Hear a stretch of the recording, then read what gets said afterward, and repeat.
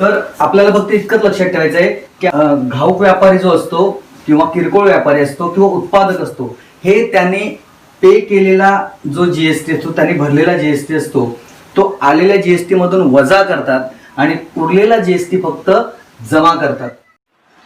नमस्कार. तर आज आपण बघणार आहोत चौथ्या प्रकरणातील अर्थनियोजन मधील व्यवसाय साखळीतील जीएसटी म्हणजे ट्रेडिंग चेन ऑफ जीएसटी काय असतं ते आपल्याला बघायचं आहे.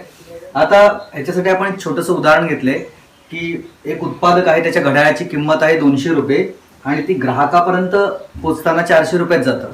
पण तोपर्यंत जीएसटी पे कोण करतं आणि प्रत्यक्ष जीएसटी जमा कोण करतं ते आपल्याला बघायचं आहे व्यवसाय साखळीतील जीएसटी.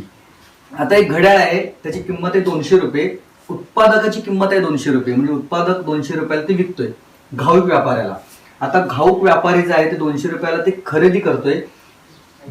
जीएसटी दर जो आहे तो आहे 12%, म्हणजे 200 रुपयाचं घड्याळ जेव्हा घाऊक व्यापारी विकत घेतो तेव्हा 12% जीएसटी पे करतो, म्हणजे एकूण 24 रुपये तो जीएसटी पे करतो. 200 रुपयाचे 12% म्हणजे एकूण 24 रुपये जीएसटी घाऊक व्यापारी हा उत्पादकाला देतो, म्हणजे 224 रुपये त्या घड्याळाची जीएसटी सह किंमत होते. आता उत्पादक ते 24 रुपये घेऊन सरकारला जमा करतो 24 रुपये. आता हे पहिलं जे ट्रान्झॅक्शन झालं ते उत्पादकाकडून व्यापाराकडे म्हणजे बिझनेस टू बिझनेस आहे, म्हणून ह्या ट्रान्झॅक्शनला आपण म्हणतो B2B.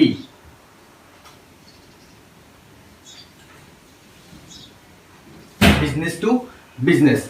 आता घाऊक व्यापारी सांगतो की ह्या घड्याळाची किंमत मला 100 रुपये नफा घेऊन घड्याळ विकायचं, म्हणजे 300 रुपये ठेवायचे. घाऊक व्यापारी हे घड्याळ किरकोळ व्यापाऱ्याला म्हणजे रिटेलरला, होलसेलर 300 रुपयाला विकतो. 300 रुपये रेट ऑफ जीएसटी आहे, तो आहे तेवढाच आहे, म्हणजे 12%.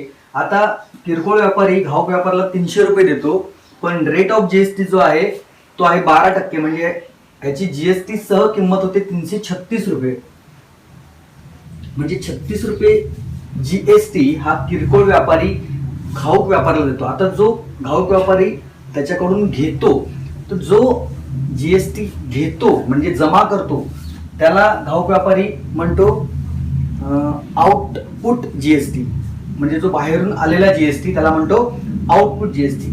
आता घाऊक व्यापारी काय करतो, त्यांनी 24 रुपये जीएसटी आधीच दिलेला आहे.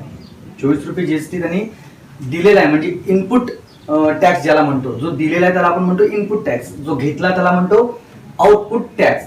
आता 24 रुपये त्यांनी ऑलरेडी दिलेला आहे, म्हणून तो काय करतो, तर ह्या 36 रुपयामधून 24 रुपये वजा करतो. 36 रुपये जे त्याच्याकडे जमा झाले त्याच्यातून त्यांनी भरलेला जीएसटी तो वजा करतो आणि उरलेली जी रक्कम आहे म्हणजे 12 रुपये हा सरकारला देतो. म्हणजे आता घाऊक व्यापारी फक्त 12 रुपये सरकारकडे जमा करतो, कारण तो काय म्हणतो 24 रुपये मी आधीच पे केलेले आहेत, आता मी फक्त 12 रुपये देणार, 36 मधून 24 वजा करतो. किरकोळ व्यापारी जो आहे तो आपल्या घड्याळाची किंमत 400 रुपये ठेवतो, तो 100 रुपये अजून नफा कमावतो आणि घड्याळाची किंमत 400 रुपये ठेवतो. किरकोळ व्यापारी आता ग्राहकापर्यंत म्हणजे कंझ्युमर पर्यंत पोहोचतो, 400 रुपयाला ते घड्याळ विकतो, पण रेट ऑफ इंटरेस्ट आहे, रेट ऑफ जीएसटी जो आहे तो आहे 12%, म्हणजे जीएसटी होतो 48 रुपये.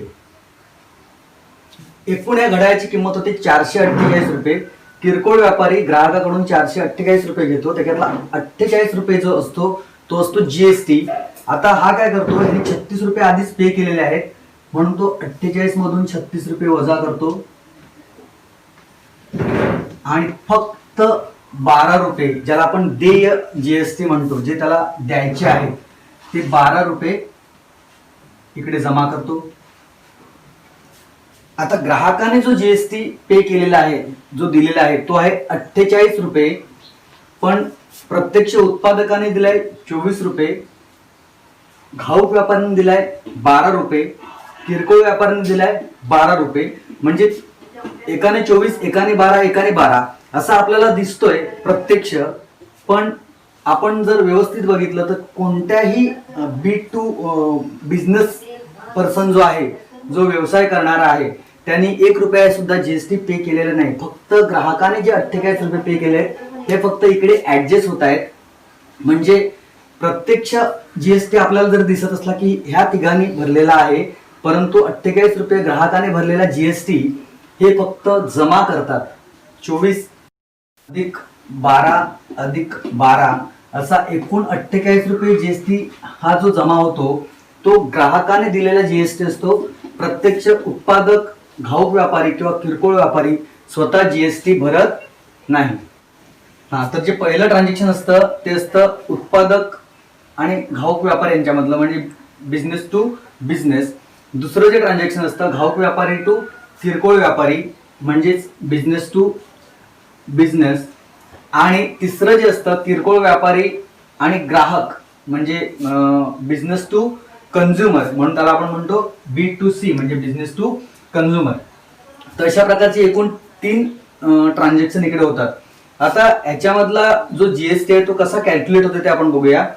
तर आपण जो जीएसटी जमा करतो त्याला आपण म्हणतो आउटपुट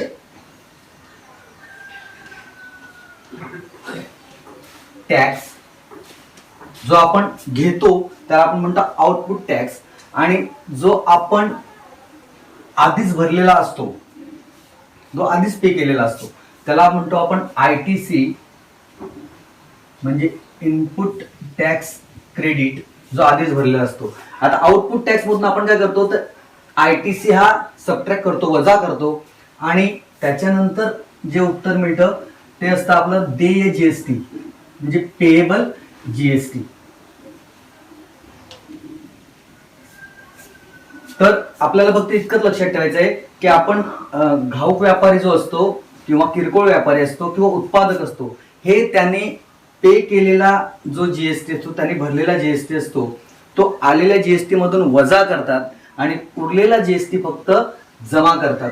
म्हणून आउटपुट टॅक्स वजा ITC बरोबर पेएबल जीएसटी किंवा देय जीएसटी.